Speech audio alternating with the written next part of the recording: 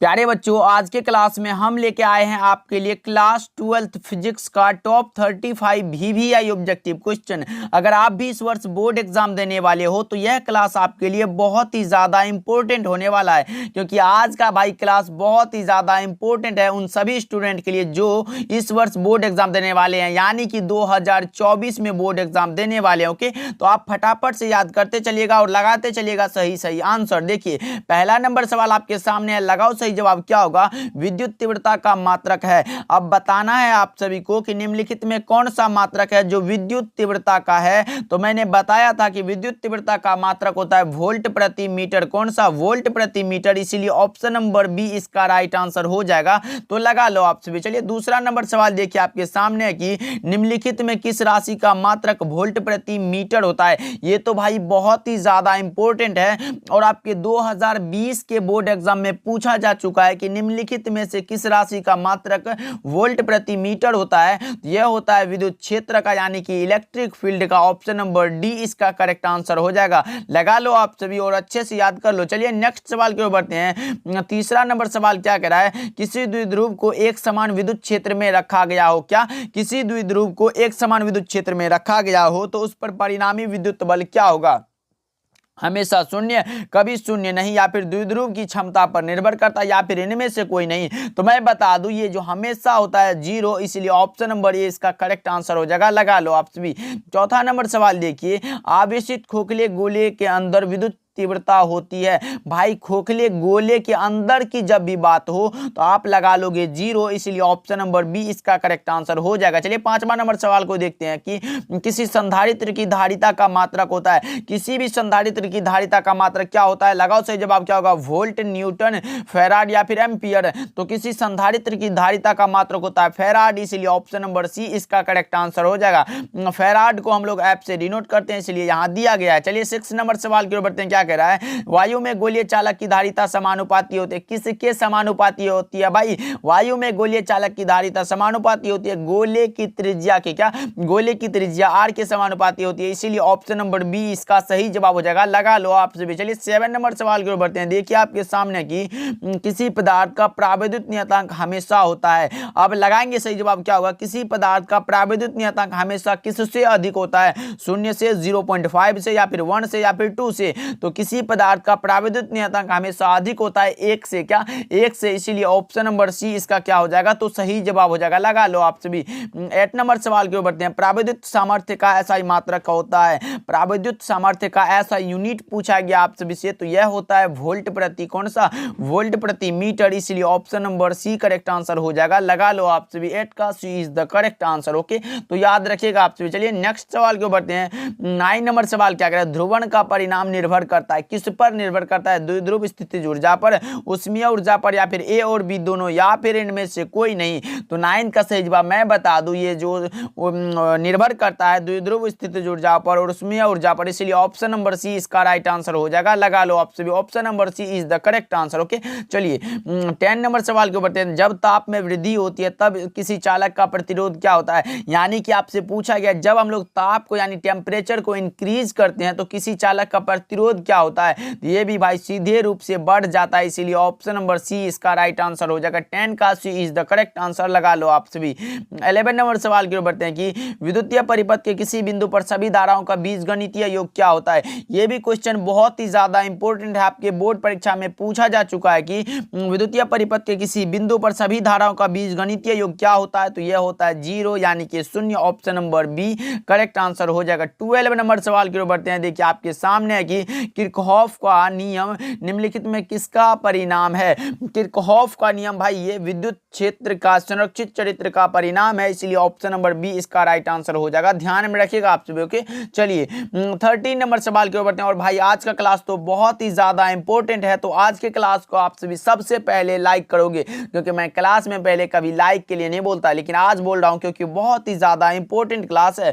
विभवमापी के तार की लंबाई बढ़ा देने पर संतुलन बिंदु कहां प्राप्त होता है कम लंबाई पर, अधिक लंबाई पर, उतनी ही लंबाई पर या फिर किसी भी लंबाई पर नहीं। तो ये जो होता है वो अधिक लंबाई पर प्राप्त होता है, इसलिए ऑप्शन नंबर बी इसका सही जवाब हो जाएगा। चलिए 14 नंबर सवाल की ओर बढ़ते हैं। किलोवाट घंटा मात्रक है, ये भी भाई बहुत ही ज्यादा इंपॉर्टेंट है, हर एक बार ये पूछ दिया जाता है कि किलोवाट घंटा मात्रक है, और ये मैं 2024 के लिए गैस कर रहा हूं कहीं आ ना जाए। देखो किलोवाट घंटा जो मात्रक होता है वो होता है ऊर्जा का, इसलिए ऑप्शन नंबर बी इसका सही जवाब हो जाएगा, एनर्जी का मात्रक होता है। ओके चलिए 15 नंबर सवाल की ओर बढ़ते हैं कि इलेक्ट्रॉन वोल्ट द्वारा मापा जाता है। इलेक्ट्रॉन वोल्ट द्वारा हम लोग क्या मापते हैं भाई, इलेक्ट्रॉन वोल्ट यानी कि ईवी द्वारा हम लोग क्या मापते हैं, तो ये भी मापते हैं ऊर्जा, इसलिए ऑप्शन नंबर डी इसका करेक्ट आंसर हो जाएगा। 15 का D is the correct answer, लगा लो आप सभी।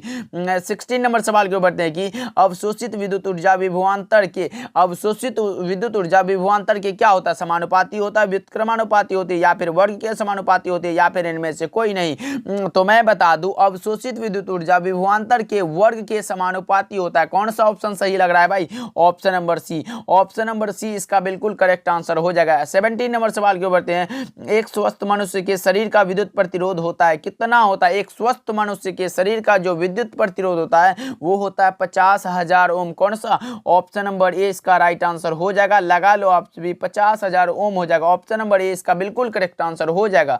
18 नंबर सवाल के बढ़ते हैं। किसी चालक का विशिष्ट प्रतिरोध बढ़ता है, किसके बढ़ने से बढ़ता है, ताप के बढ़ने से, अनुप्रस्थ काट का क्षेत्रफल बढ़ने से, लंबाई घटने से, या फिर अनुप्रस्थ काट का क्षेत्रफल घटने से।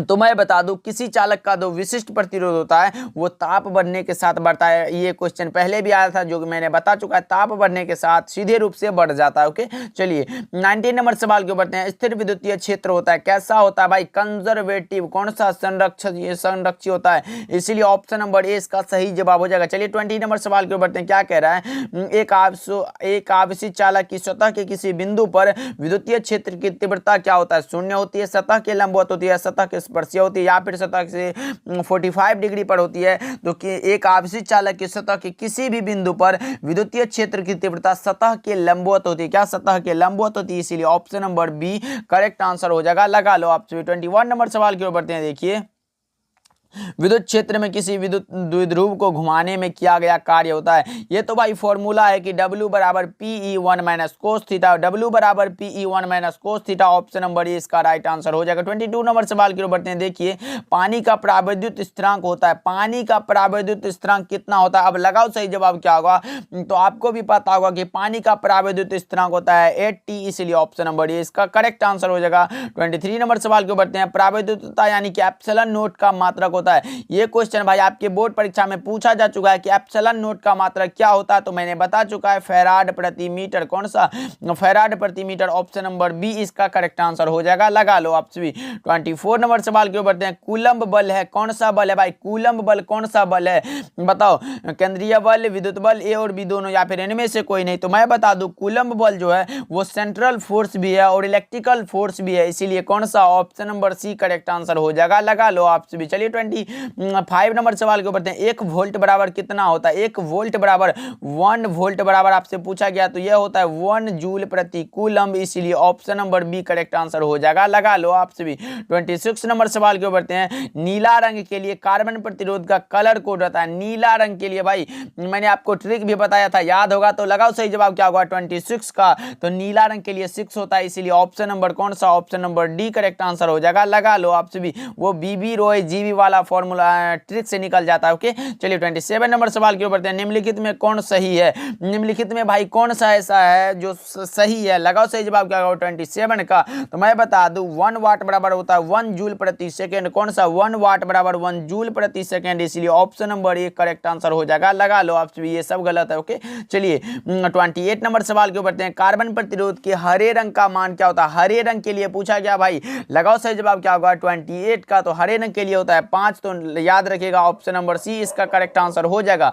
29 नंबर सवाल के बढ़ते हैं। विद्युत का सबसे अच्छा चालक निम्नलिखित में कौन है, विद्युत का जो सबसे अच्छा चालक होता है वो होता है चांदी, कौन सा, option number A correct answer हो जाएगा 29 का। ओके चलिए 30 नंबर सवाल के बढ़ते हैं। विद्युत हीटर में जिस पदार्थ का उपयोग किया जाता है वो कौन सा होता है, विद्युत हीटर में कौन सा पदार्थ का उपयोग किया जाता है, तांबा, प्लेटिनम, टंगस्टन या फिर नाइक्रोम। 30 का सही जवाब आप लगाओगे सर इसमें नाइक्रोम का प्रयोग करते हैं, इसलिए ऑप्शन नंबर डी इसका बिल्कुल ही करेक्ट आंसर हो जाएगा। तो याद रखिएगा आप सभी।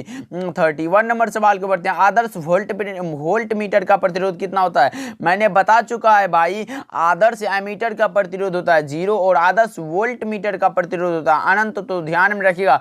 और सिर्फ एमीटर रहे तो आप लगाओगे बहुत कम होता है, और ध्यान में रखिएगा option number D correct answer हो जाएगा, क्योंकि आदर्श वोल्ट मीटर पूछा गया है। 32 नंबर सवाल को बढ़ते हैं। विद्युत धारा के चुंबकीय प्रभाव की खोज किस वैज्ञानिक ने की थी? विद्युत धारा के चुंबकीय प्रभाव की खोज निम्नलिखित में किस वैज्ञानिक ने की थी?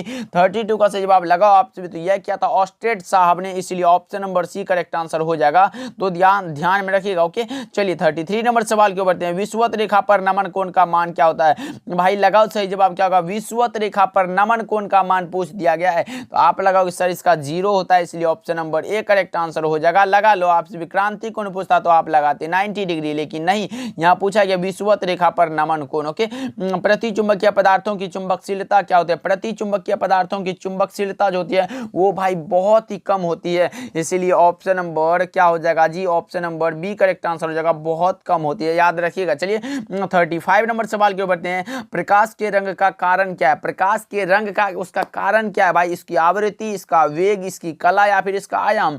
तो प्रकाश के रंग का जो कारण होता है इसकी आवृत्ति होती है, इसीलिए option number A correct answer हो जाएगा, याद रखिएगा आप सभी।